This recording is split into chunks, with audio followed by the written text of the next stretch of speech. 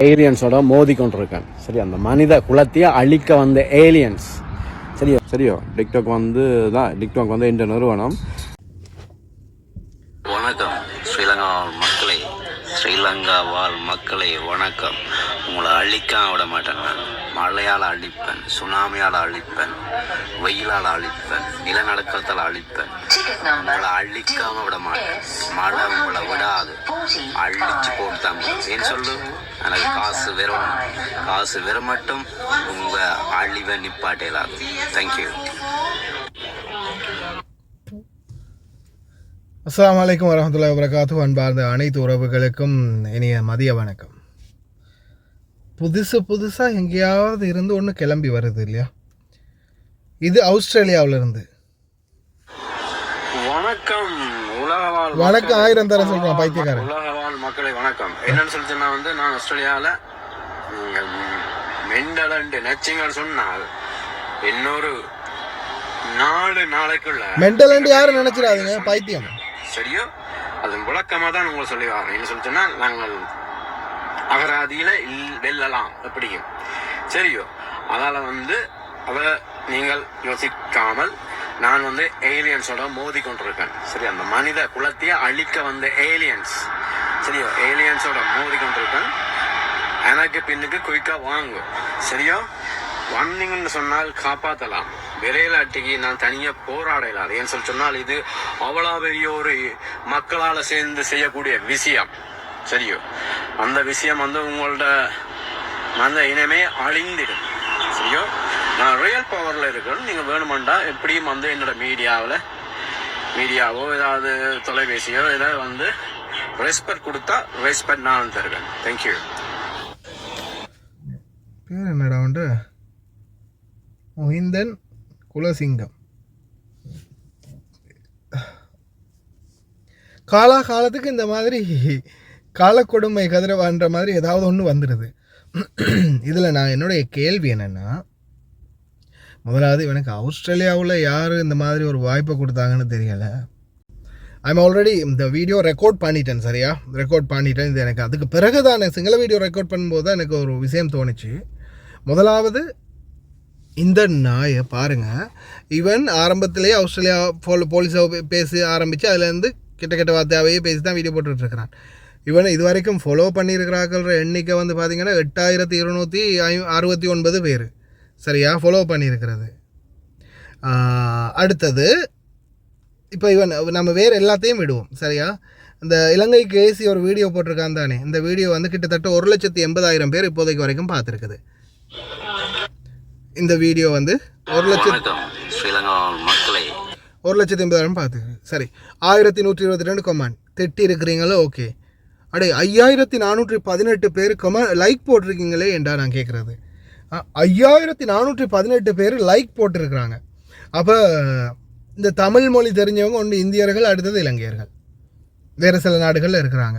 ஆனால் இந்த லைக் போட்டு இந்த வீடியோக்கு அப்கிரேட் பண்ணுற அளவுக்கு இதில் என்னடா அவன் சொல்லியிருக்கிறான்? நான் தெரியாமல் தான் கேட்குறேன். வீடியோக்கு லைக் போட்டிருக்காங்களே, எப்படிப்பட்ட சமூகம் இல்லையா? எப்படிப்பட்ட ஜென்மங்களோடு நம்ம வாழ்ந்துக்கிட்டு இருக்கிறோம். இந்த வீடியோவுக்கு லைக் வேறு போட்டிருக்கீங்களடா. அவனை 8,000 பேர் ஃபாலோ பண்ணி 5,000 பேர் லைக்கும் போட்டு வச்சுருக்காங்க. இலங்கையில் இவனை மாதிரி ஆட்களுடைய குடும்பங்கள் எங்கே? அவங்க இதை பார்க்குற இல்லையா? இல்லை இது அவங்களுக்கு தெரியாது? இல்லை மொத்த குடும்பமும் மொத்தமாக அழிஞ்சு போச்சா இவனுங்களை தவிர? இந்த டிக்டாக்கில் வலம் வர சில மடத்தனமான சில கேரக்டர்கள் இருக்குது தானே, நான் அந்த கேரக்டர்களுடைய குடும்பங்களை கேட்குறது. இல்லை நீங்கள் அவங்கள மொத்தமாக தலைமொழிக்கு விட்டுட்டீங்களா? அப்படி நீங்கள் தலைமொழிக்கு விடுறதா இருந்தால் ஒரே அடியாக கூப்பிட்டு ஒரு நாளைக்கு சரி சாப்பாடு போட்டு சோத்தில் சரி எதையாவது வச்சு மொத்தமாக அனுப்பி விட்ருங்க அந்த உலகத்தை விட்டு. ஏன்னா இந்த உங்கள் வம்சாவளியில் ஒன்று தான் இந்த மாதிரி தேவையில்லாத விடயங்களை பேசி மக்களை குழப்பி பிரச்சனை பண்ணிக்கிட்டு தெரியுது. ஏன்னா அது அந்த அந்த அந்த வம்சத்துக்கே ஒரு சாபக்கேடாக மாறும். ஏன்னா ஒரு சிலர் செய்கிற தவறு ஒட்டுமொத்த சமுதாயமும் திட்டும்போது எல்லாரையும் சேர்த்து வச்சு திட்டுவாங்க, எல்லாரையும் சேர்த்து வச்சு தான் சாபம் இடுவாங்க.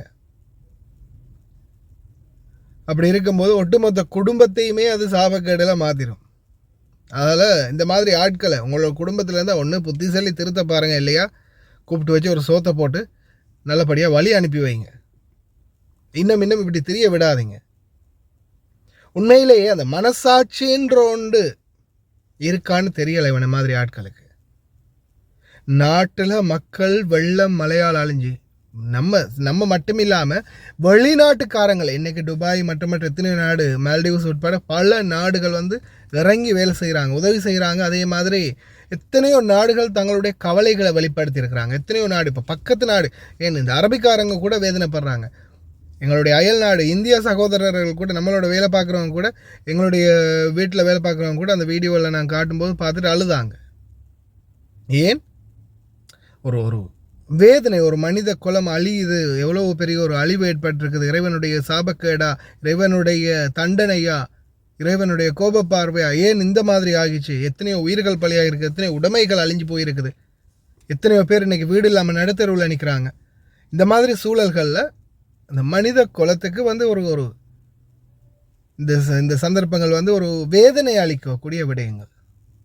ஆனால் இந்த மாதிரி நேரத்திலையும் இந்த மாதிரி தற்கொலை நாய்கள் வந்து இப்படி பேசும்போது இவனுகள் வந்து மனித ஜென்மமா இல்லை என்ன ஜென்மம்னு தெரியல. இந்த இவனுடைய யாராவது குடும்பங்கள் இருந்தால் தயவு செய்து சொல்லுங்க. பைத்தியக்கார மாதிரியா இல்லை. இன்னொரு விஷயம் என்னென்னா, இந்த இவன் இன்னொரு வீடியோ நான் பார்த்தேன். கொஞ்சம் ஆஸ்திரேலியா வாழ் மக்களுக்கு ஒரு எச்சரிக்கை, சுனாமி வரப்போது எழும்புங்கோ. தேங்க்யூ. வணக்கம். இவன் வந்து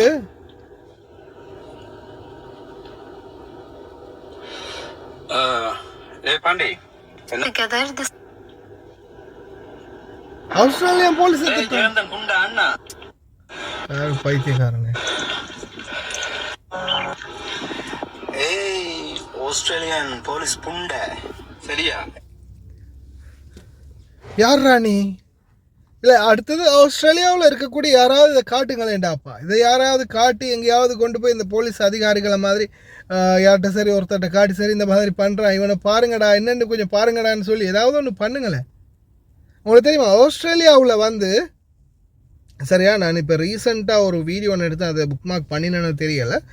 ஆஸ்திரேலியாவில் வந்து ஒரு வெளிநாட்டவர் ஒன்று ரோட் ஓரமாக போய் என்ன பண்ணுறாருன்னா, அந்த இருக்கு. ஓகே.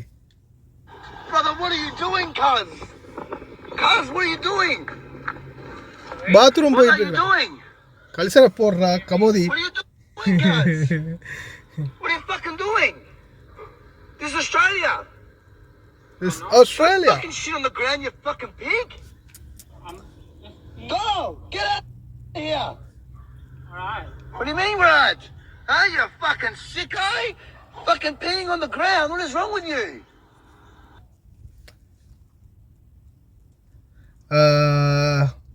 பாருங்க, இதில் வந்து ஒரு பேரை மட்டும் அழிச்சிடலாம். இதில் வந்து பார்த்தீங்கன்னா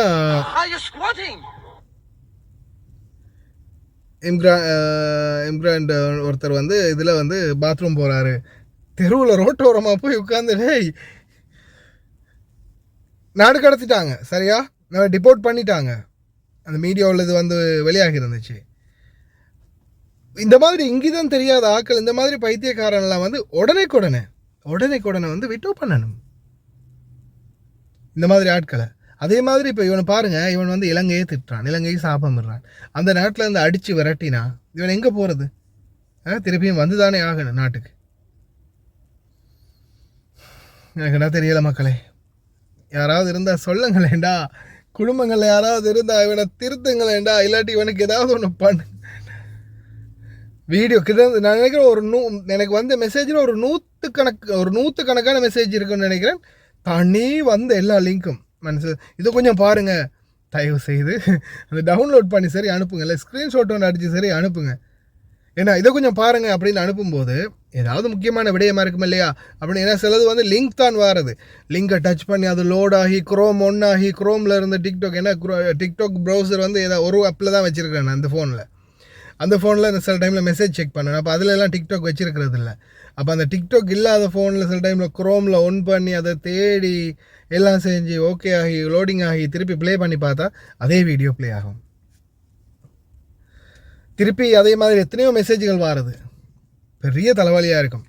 தயவு செய்து சொல்லி வேலை இல்லை, யாராவது திருத்துங்க, இந்த மாதிரி ஆட்களை திருத்துங்க. இல்லாட்டி சோத்தை போட்டு ஒரேடியாக முடிச்சு விடுங்க. போய் சேரட்டும். நாட்டுக்கும் பிரயோஜனம் இல்லை, வீட்டுக்கும் பிரயோஜனம் இல்லை, அவன் இருக்கிற இடத்துக்கும் பிரயோஜனம் இல்லாமல் ஆக்கள் இவனுங்கள்லாம் இந்த சமுதாயத்துக்கே தேவைப்படாத ஒரு ஆக்கள் அப்படின்னு சொல்லலாம். ஓகே மக்களே, சிந்திச்சு செயல்படுங்க மக்களே, தயவு செய்து. வணக்கம் ஸ்ரீலங்கா வாழ் மக்களே, ஸ்ரீலங்கா வாழ் மக்களே வணக்கம். உங்களை அழிக்காம விட மாட்டேன். நான் மழையால் அழிப்பேன், சுனாமியால் அழிப்பேன், வெயிலால் அழிப்பேன், நிலநடுக்கத்தால் அழிப்பேன். உங்களை அழிக்காம விட மாட்டேன். மழை உங்களை விடாது, அழிச்சு போட்டு தான். ஏன்னு சொல்லு, எனக்கு காசு வெறும் காசு வெறும் மட்டும் உங்கள் அழிவை நிப்பாட்டலாது. தேங்க்யூ. வணக்கம் உலகவாழ் மக்களே, வணக்கம் உலகவாழ் மக்களே, வணக்கம் உலகவாழ் மக்களே, வணக்கம்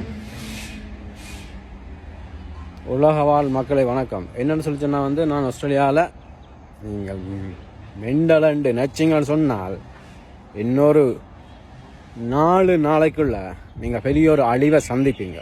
சரியோ?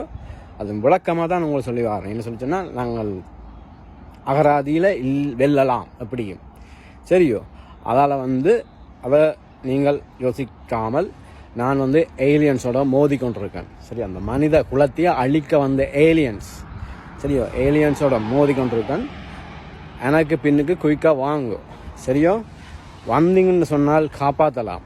விரையிலாட்டிக்கு நான் தனியாக போராடலாம். ஏன்னு சொல்லி சொன்னால் இது அவ்வளோ பெரிய ஒரு மக்களால் சேர்ந்து செய்யக்கூடிய விஷயம். சரியோ? அந்த விஷயம் உங்களோட மனித இனமே அழிந்திடும். சரியோ? நான் ரியல் பவரில் இருக்கேன். நீங்கள் வேணுமெண்டா எப்படியும் என்னோடய மீடியாவோ ஏதாவது தொலைபேசியோ இதில் ரெஸ்பெக்ட் கொடுத்தா ரெஸ்பெக்ட் நான் தருவேன். தேங்க்யூ. அடே சாந்தன், என்னென்னு சொல்லி சொன்னாடா இந்த டிக்டாக் இருக்குது தானே, டிக்டாக் எந்த நிறுவனம். சரியோ? டிக்டாக் டிக்டாக் எந்த நிறுவனம் என்ன செய்கிறான்னு சொல்லி சொன்னால் முழு பேருக்கும் நான் சொன்ன பொடியங்கள் உங்கள் இருக்கணும், பொடியங்கள் எல்லாம் இருக்கணும், சிநேதம் பொடியங்கள் பட்டைகள் எல்லாருக்கும் சொல்லு டிக்டாக்கை டவுன்லோட் பண்ண சொல்லு. சரியோ? எல்லாரும் சொல்லு டிக்டாக்கை டவுன்லோட் பண்ண சொல்லி போட்டு சொல்லு இதுதான் அடுத்த பிளானெட்டுன்ற நெட்வொர்க்காம். இந்த டிக்டாக்கை நீங்கள் பார்ப்பீங்களா இருந்தால் உங்களுக்கு நிறைய விஷயம் விளங்குமான்னு சொல்லி நீ இருக்கா இந்த டிக்டாக்கை எல்லாரும் டவுன்லோட் பண்ண சொல்லி. சைனாவில் ஒரு புது ஃபோன் ஒன்று வருது. சரியோ? சைனாவில் புது ஃபோன் வருது, பட்டி தொட்டியெல்லாம் பெறும், எல்லா இடம் கிடைக்கும் அந்த ஃபோன். அந்த ஃபோனில் வேண்டி டிக்டாக்கை ஆன் பண்ண சொல்லி. இது எடுத்த பிளானெட்டுன்ற ஒரு நெட்வொர்க் டிக்டாக். எல்லாரும் டிக்டாக் பார்ப்பீங்கன்னா வேறு லெவலுக்கு போவீங்க. தேங்க்யூ.